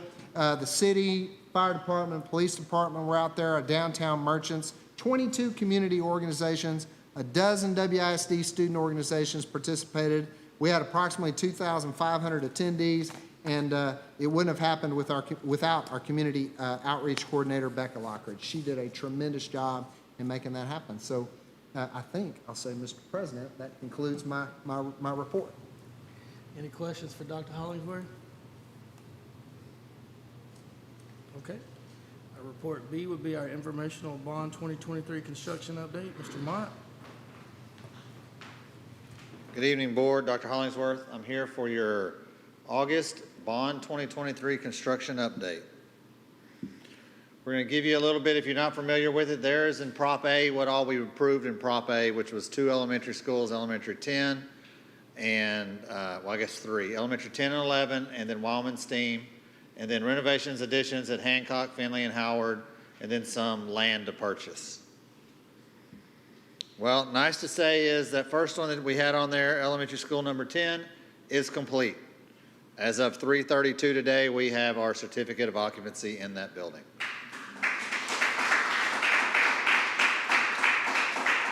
So I can tell you in 14 months, and I do not under any way ever suggest doing this again, 14 months from groundbreaking to end was an accomplishment. And there was a team that did it. BTC did a fabulous job in what they were doing. Probably had one of the best superintendents from there that I've seen and dealt with. He'll be with us another probably 2 or 3 weeks, maybe a month at the most. He's going to Castleberry to accomplish a big trip up there. But I would prefer a 14-month build and a 16-month move-in. It's kind of tough with teachers and still doing punch lists and all that. We'll still be doing punch lists for the rest of the month. But it's a fabulous campus. Please go by and see it. You'll see a few pictures here in a minute, but please go by and see it. It is a fabulous campus. It's So certificate of occupancy at 3:30, and as y'all 3:32. know, we have parents there now, Yep. dropping off school supplies. So, Yeah. Yeah. So, yep, it is done. So there is your monthly kind of update for this one. It'll be the last one for this one. You can see that one was August 5th. If we go back one picture, that picture you see there was actually taken Friday morning in the far left corner by the end of the day. Well, actually, they were there yesterday still. They were laying the sod in that far left corner. And you can see in the back, they were already hydromulching it late in that day in the back. That'll all be hydromulched back there. Stephen, you have a question? Mr. Mott, I have a just simple question. You said they have about 2 weeks to do the punch list. Yes, ma'am. Is that enough time to complete all the punch lists? Yeah, I mean, they've been working on it for about a week. I mean, the punch list isn't severe. It's touch-up paint here, touch-up paint there, just a little stuff here and there. And they'll work some during the day in non-occupied classrooms, and they'll do a lot at night. Okay, I just remember the Waxahachie High School. Yeah, It well, it extended a little bit. A fourth Thank the you. size, so that does make a difference. Thank And Like you. I said, through the construction side, they did a really good job of keeping up with it. And so that was our punch list where we walked with the architect and all that. BTC had their own that they punched already and already had done a lot of stuff like that. Uh-huh. So there he is looking from the vestibule, looking into the front lobby. You can see that Jimmy Ray vinyl on the back. Thank you, Amy Troll, for helping us with that, getting that done. You can see there on the right, there's the dedication plaque. When that's hung up, you're done. And that is hanging there in there. So that's a very nice looking piece there. We're going to move on to Wildman Steam. Wildman Steam is about 60% complete. We are on schedule. We're currently under budget approximately $2.3 million. Right now, right after convocation, took the whole Wildman Steam staff on a tour of the building. We walked, I'm going to say 75% of it. We didn't walk in every classroom because once you were in pretty much one classroom, they're all the same. But they got to see what the classrooms were like. They saw all the big areas, the cafeteria, library, some of the maker spaces, the gym, those kind of things. So they got to see kind of their spaces, what they're going to be at, and they really like that. We did pour our last driveway last Friday. So now we're going to start pouring sidewalks and stuff like that. You'll see that in some pictures. We're still waiting on permanent power. I've been in discussions with them since 10:15 this morning, just as right before I stepped up here, still in discussion with them trying to get everything scheduled. There's a meeting tomorrow at their district site in DeSoto, and we're the primary discussion for that at that meeting. So there is your 2 comparisons there. You'll start to see, you'll see here in the next picture, you'll start to see a lot of the dirt is starting to look out smooth and fine and all that. They're starting to get ready. They're starting to smooth everything out. The machines aren't driving anywhere. They're going to start smoothing out, start laying sidewalks out, those kind of things. We'll probably start to see, they may try to start sodding it sooner than later. Since we're opening in January, they'd probably like to sod now than in that. But we'll see on that.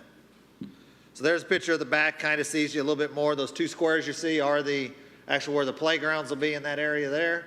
That area to the right, that little roundish oval thing there, that is the area we just poured on Friday.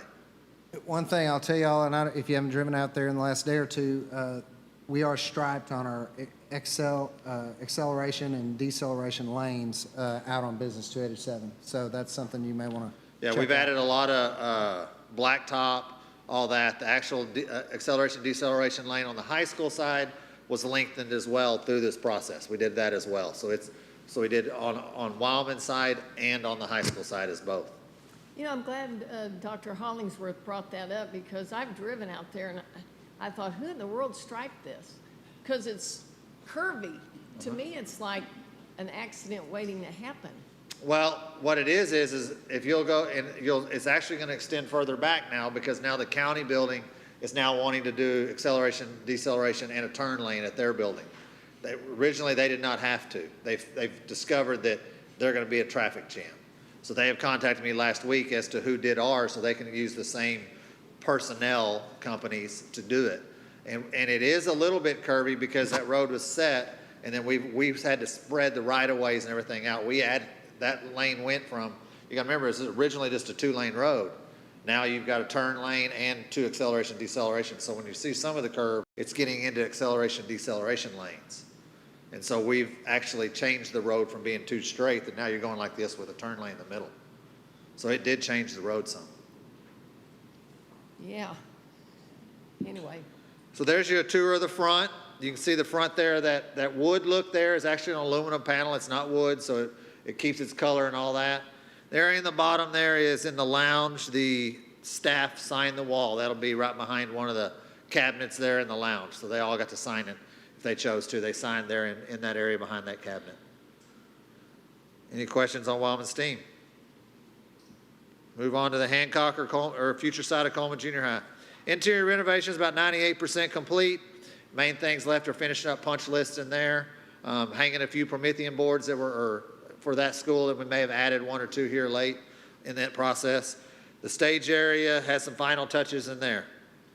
The actual addition is about 35% complete. You're going to start seeing a lot of changes there. The brick is starting on the stage area. The slab for the band hall, we're starting, I think, 2 o'clock Friday morning. We'll be pouring that one, or start pouring then. The MEP is in the new addition that we're going in. The lower level is just about finished. I know they started this morning, they were starting on the 2nd level. And then the storm shelter, so you're gonna start seeing it to go up. We poured that slab last week or 2 weeks ago.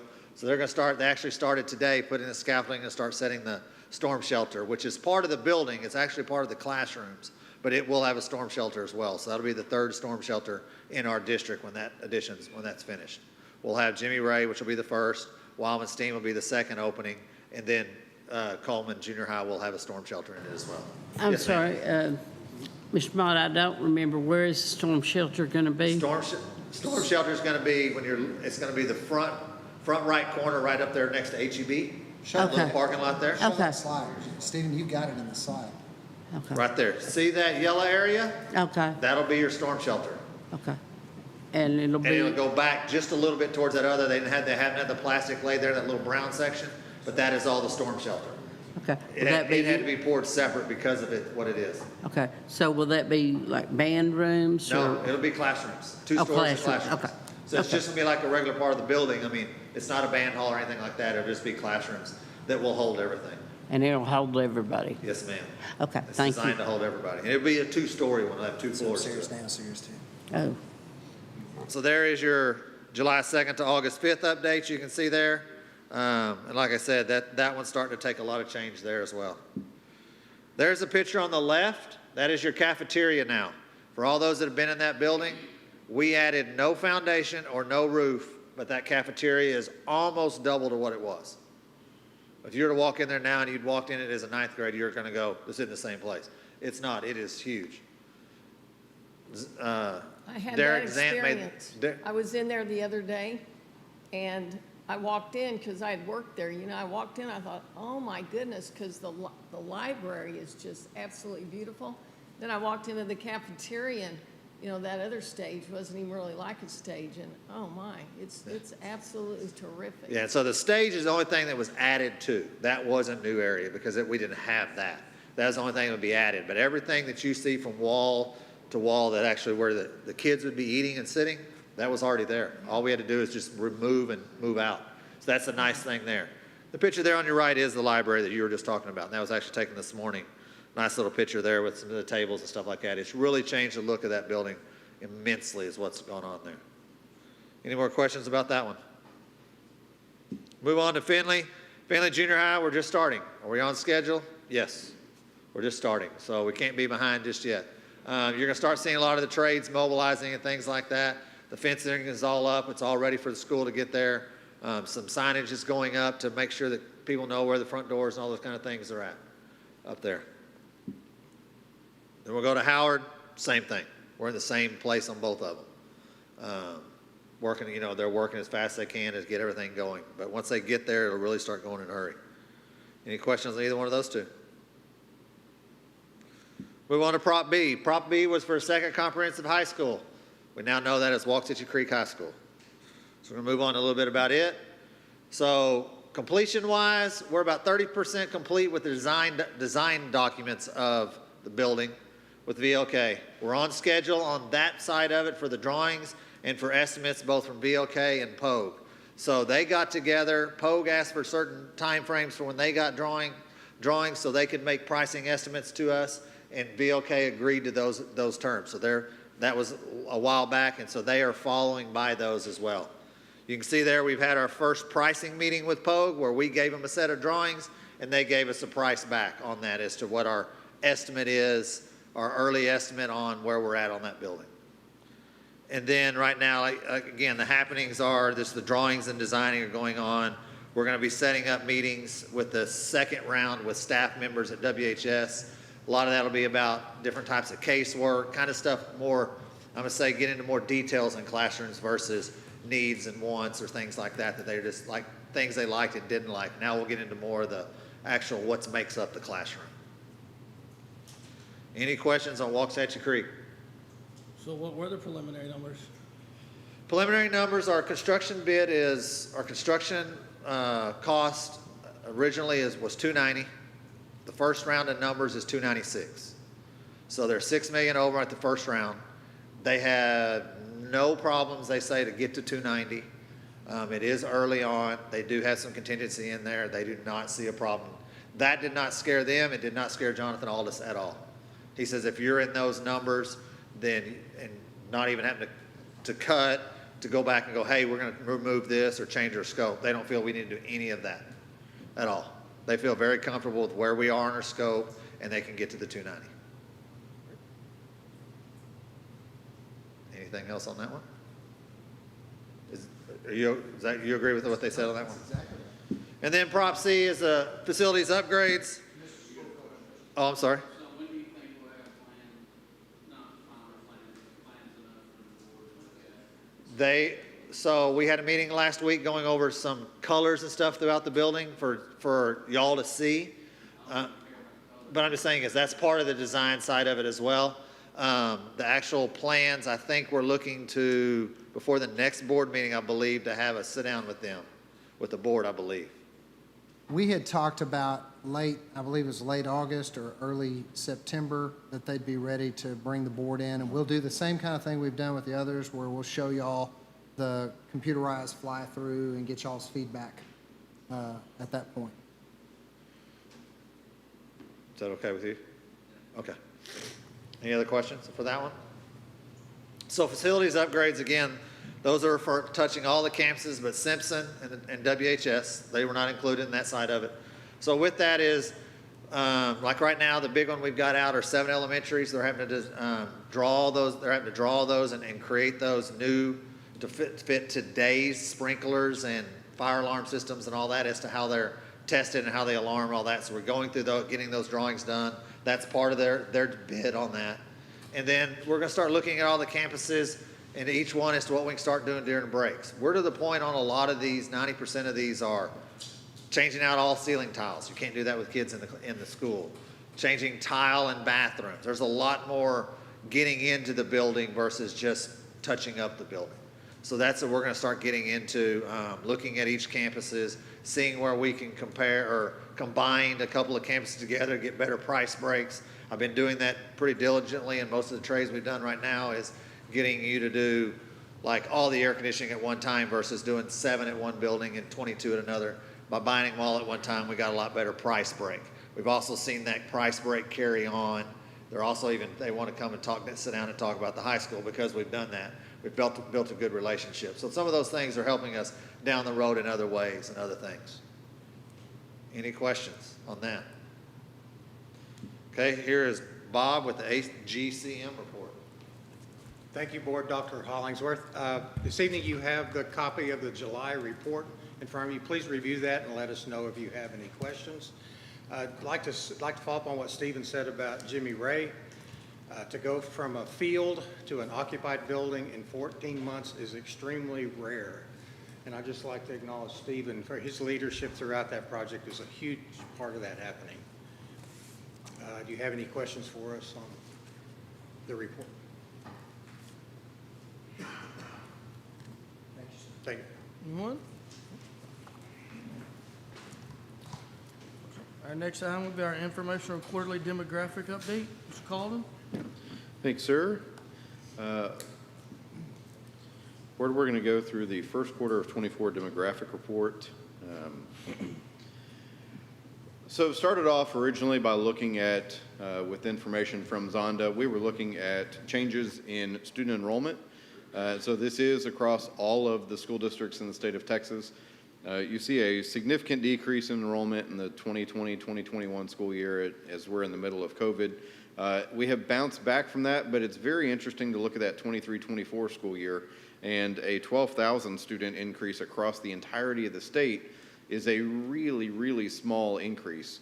As you start looking at the colored map, you start seeing some large areas of orange in Region 20 and Region 10 and Region 11 and Region 4, and those would be districts that have a one-year change of 1,000 student contraction or more. And so we are seeing some enrollment trends that are out of the norm recently, so we're really going to monitor those statewide enrollments as we go to see if that is 23-24 is a one-year blip, or if that's start of a new trend with much lower student growth across the state. So we zoom in a little bit more for regions 10 and 11. You'll see Waxahachie ISD, this is a 5-year change. We're outlined in red, kind of at the bottom right under the 10 for region 10. We have a lot of yellow around us, and yellow is stagnation or contraction, but we're looking at about 2,000 plus student growth over that 5-year period, which is what we were anticipating or what we had lived through and kind of what we're forecasting to continue going forward through our demographics. But it is a little bit concerning as you get into the hearts of Dallas proper and Fort Worth proper and the districts between them, and you start seeing a lot of yellow for contraction with those other districts.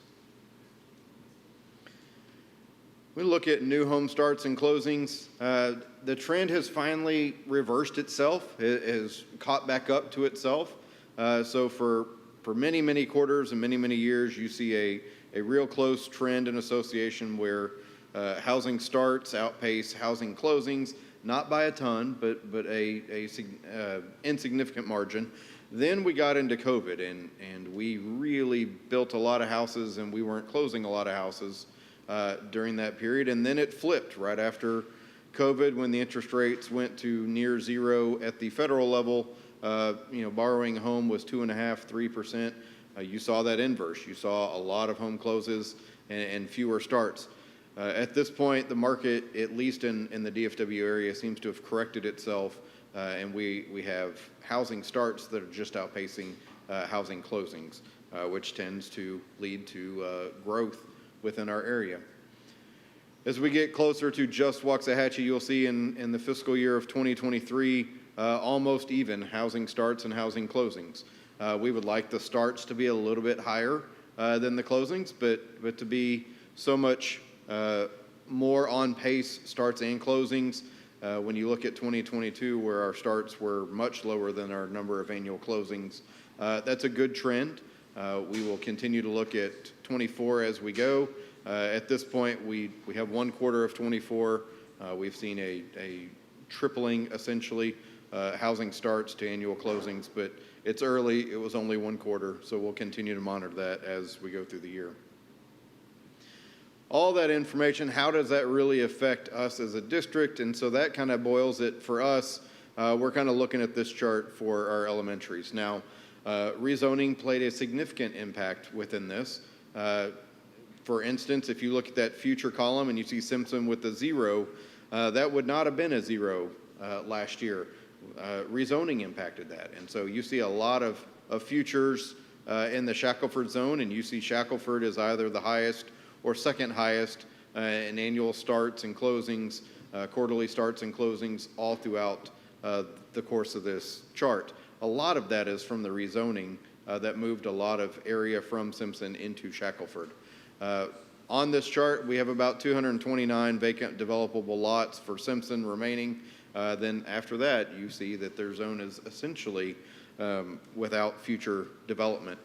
We do see a lot of activity, either primary, secondary, or tertiary activity within the Clift, the Shackelford, and the Wedgeworth zones. Again, we're monitoring Jimmy Ray.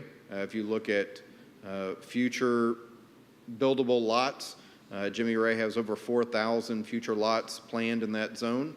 That's one of the reasons, Ms. Kriegel, we talked earlier about not opening Jimmy Ray at capacity, because we know that they have a lot of potential for growth out there, and we would rather not keep rezoning people and yo-yoing them around between one school and the next.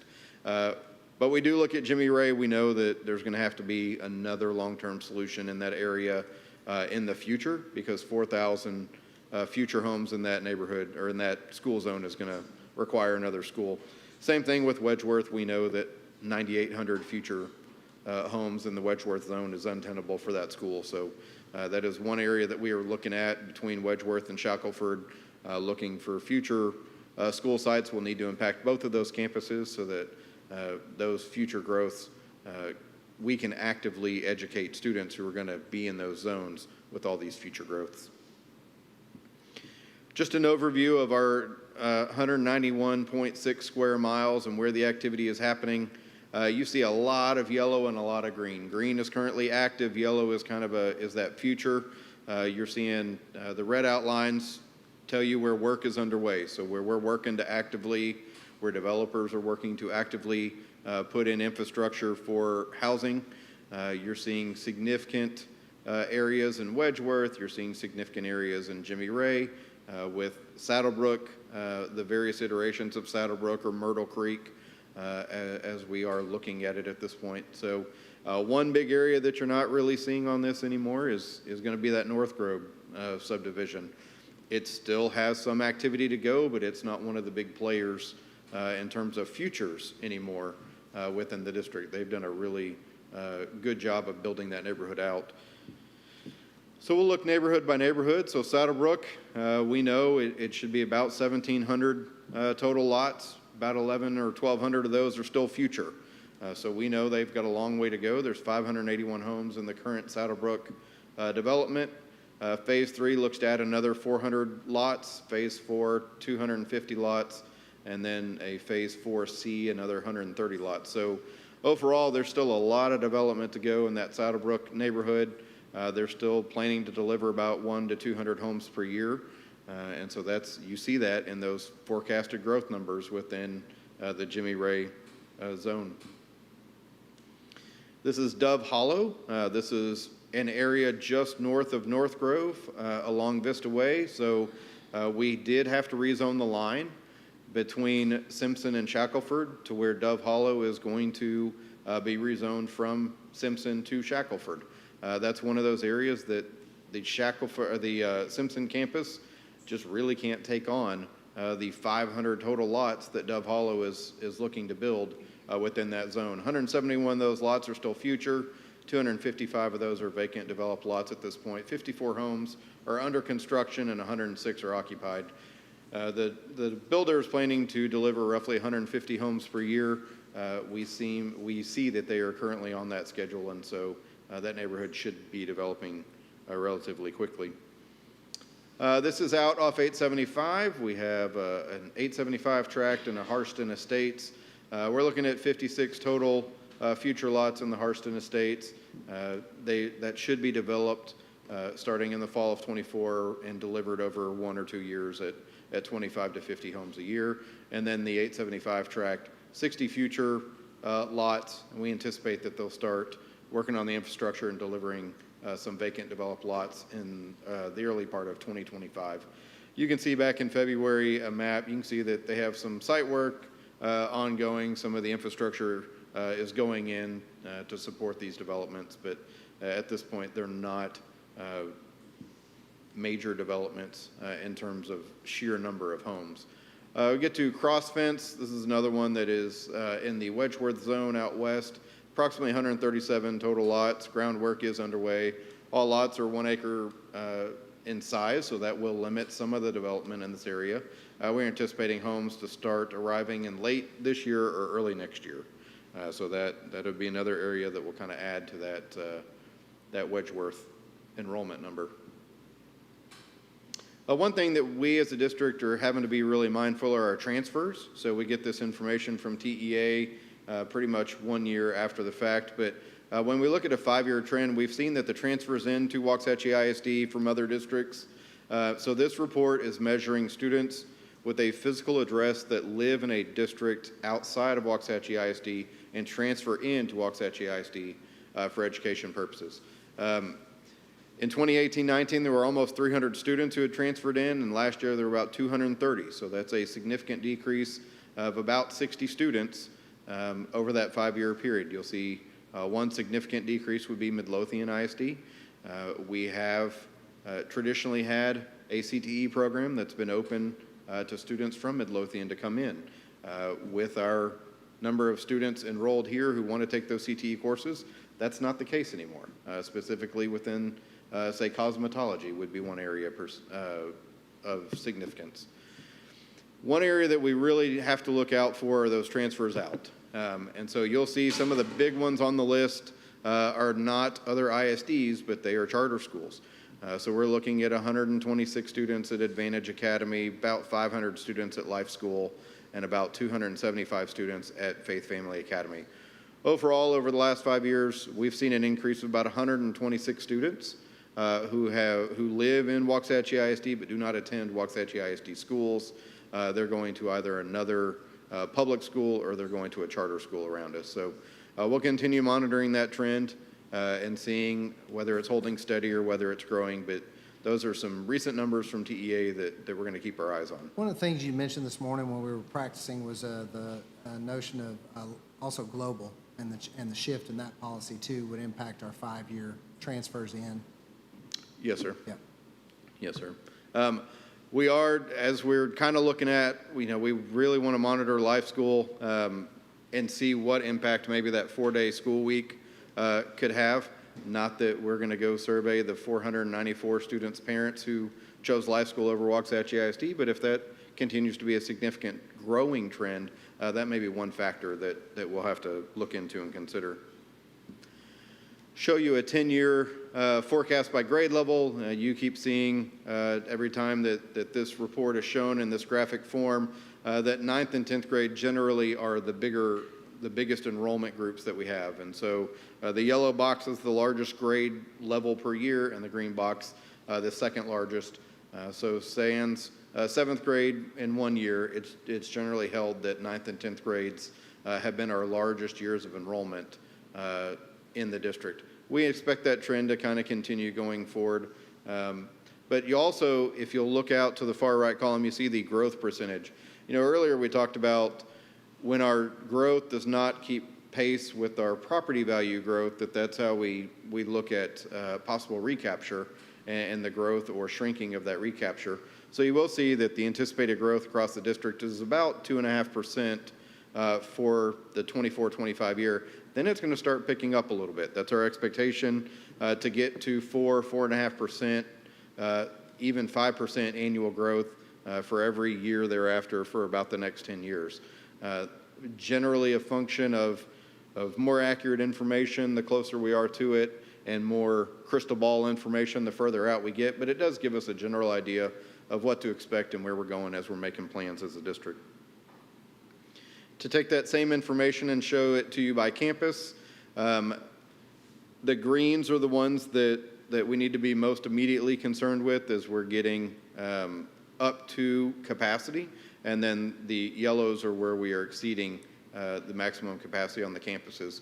We anticipate tight enrollment over at Simpson as we see that, Wildman originally we hoped would open in August of this year, and now it's going to be December, which means that it's next year before we're looking at expanding the Wildman lottery for growth. But you will see that those Wildman numbers go up as the lottery gets expanded.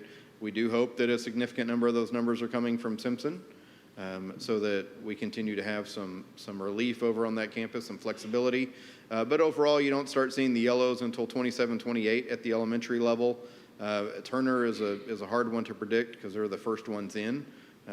All we're really going off of is birth census at that point. So Turner's a little bit hard, but you start seeing at Wedgeworth functional capacity issues in 27, 28. At the junior high level, we look pretty good until you start getting out to 29, 30, and 30, 31. So, you know, you may remember the overall plan called for junior high number 4, start working on that in 27, open 27, 28, or 28, 29, based on construction, which will still fit in with when we start really rubbing elbows capacity-wise at our junior highs. High school, the reason we are talking about Waxahachie Creek High School is because those numbers are significant at Waxahachie High School, and to provide them that relief would be beneficial for all involved. Overall, I wanted to show you just a takeaway of enrollment projections. It is on an upward trend as we go out for the next rough 10 fiscal years or school years. The number all the way out is 7,355. You may remember that number has come down. That was 17,800 students at one point. It is coming back down a little bit. This is why we don't put a whole lot of credence in numbers 8, 9, and 10 years out, but it is worthy of note that our trend is still in an upward direction. It's just a little bit more conservative than it was when we were talking in May of 23. So with that, any questions from the demographic update? Questions or comments? All right, thank you very much. Thanks, sir. All right, our next item will be informational report D, informational report on the 2024-2025 grading guideline, progress report, report card dates, and UIL eligibility dates. Dr. Avery? Yes, sir. Thank you, President Autry and Board, Dr. Hollingsworth. In your packet, you do have this year's 3-week grade check and eligibility calendar, is also the 6-week grading periods, and we have one minor change to our grading guidelines.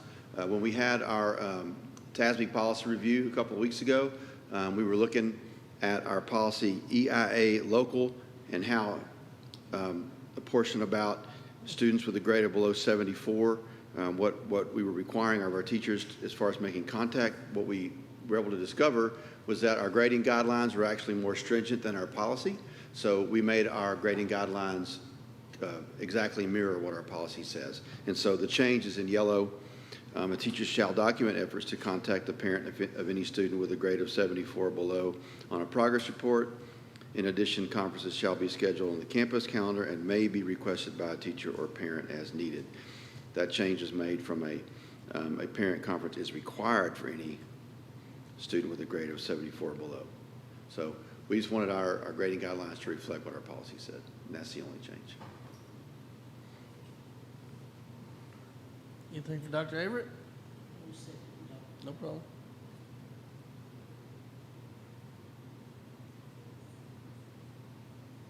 Okay, so that, it's been removed, so now a teacher has to contact the person. What if the people won't answer the phone or their email? Right, it just says we shall document our efforts versus that we have to. So an email, you shouldn't send an email, you've made a call, you left a message, you just need to document that you made that Okay, contact. thank you. Yes, ma'am. Anyone else? Thank you very much, sir. Yes, sir. All right, our last report will be our informational final ESSER 3 report. Mr. Collins? Thanks, sir. Board, we wanted to give you and the community a final update on our ESSER 3 funds. You may remember we were up here every 6 months doing a semi-annual report. So we just wanted to, as the ESSER 3 expenditure period is coming to a close in the end of September, we just wanted to give you one final update of where we are. Our ESSER 3 budget was $8.8 million, and we sought community feedback and input at the beginning of how we were going to best utilize these funds to address student learning loss. Based on that feedback, we developed a plan of $3.2 million for student learning loss, $2.5 million for technology expansion, $2.3 million for staff retention, and about $800,000 for student mental health. Within student learning loss, we've spent about $2.9 million of our original $3.2 million budget. We spent that on teacher professional development, tutorial stipends, online programs as additional resources, and enhanced substitute pay as part of the way that we could get people to better work with our students. On technology, we've spent about $2.3 million in technology. That number is not completely final. We have one outstanding purchase for classroom technology devices of $90-something thousand. So that number is not included in this, so we'll be almost $2.4 million by the time we have spent all of our money. Staff retention, we went in expecting a one-time staff retention, and with your approval and leadership, we offered a second staff retention. So a $1,000 retention in 21-22 and a $500 retention last year. Overall, we spent just under $2.7 million on both of those retentions. And we did contract with Next Steps Community Solutions to offer mental health counselors at every campus to meet with students. That total cost was $824,200. So overall, within ESSER 3, you'll see that we have about $96,000 left. And like I said a minute ago, we are purchasing additional student technology devices to fully utilize those funds. So by the time it is all said and done, we will have spent all $8.8 million of the money that we received in ESSER 3. So board just wanted you to kind of have an idea of what we did and make sure the community also got that update as well, as we are used to giving 6-month updates on ESSER 3. Are there any questions I can answer for you? I guess my only question is the purchasing of technology. Is there anything for the upkeep of technology? That's a really good question. So the upkeep of technology is going to have to come out of our local funds. So generally, we've been buying devices that kind of have a finite life to them. We don't expect those devices to last for a decade. Generally, we know that they're student use devices. So we do hope that they're going to get a good 4, 5, 6 years out of them, depending on the device. But yes, ma'am, the upkeep and maintenance of those, the repairs of those are coming out of district monies. Thank you. Yes, ma'am. Anything else for Mr. Collins on the ESSER funds? Thank you very much. Thanks, sir. Okay, moving to item 7, which is our consent agenda, which is rather lengthy. We have items A through O up for consideration.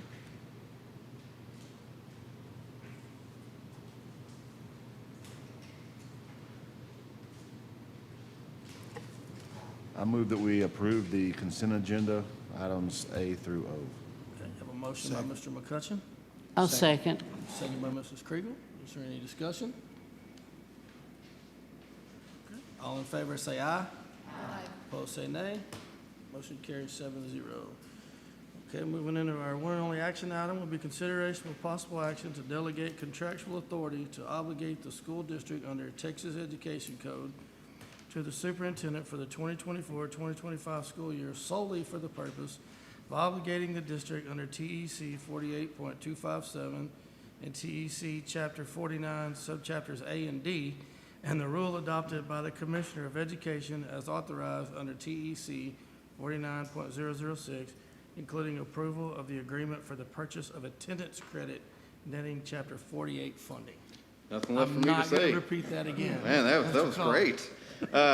Board, we talked about it earlier in our budget workshop. This is the provision where we're asking you to delegate authority to the superintendent to execute a contract with TEA to purchase attendance credits. And so this is one of the 5 mechanisms that we can satisfy our recapture obligation, would be to purchase additional attendance credits or purchase additional WADA from the state.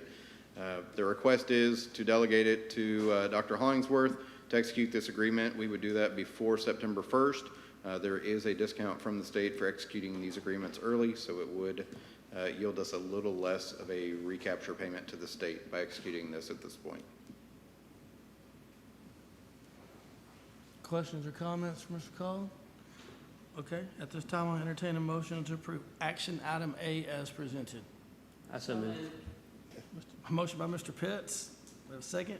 Second. Second by Mrs. Kriegel. Any other discussion? All in favor say aye. Aye. Opposed say nay. Motion carries 7-0. Thank you, Board. Thank you, sir. Our last item would be comments from our individual board members in any particular order. I just want to wish everybody a happy start to the new year, and for everybody to stay safe. Take time for yourself. we appreciate you and have a great school year. I'm praying the same for our students, staff, and administration, that this be your best school year ever thus far. Anyone else? Yes, one of our core values is community and how we build relationships. And I think our Operation First Day of School and our Back to School Bash were both great examples of how we work together with our community. So I just want to thank everybody involved. And like Dr. Hollingsworth read off a while ago, there were many, many people to thank. And so it's great to live in a community where our district is so well supported. No? Okay. At this time, I entertain a motion to adjourn. So moved. Motion by Mrs. Second. Timmerman, second by Mr. Cooper, sorry. All in favor, say aye. Aye. Opposed, say nay. Motion carries 7-0. Thank you very much.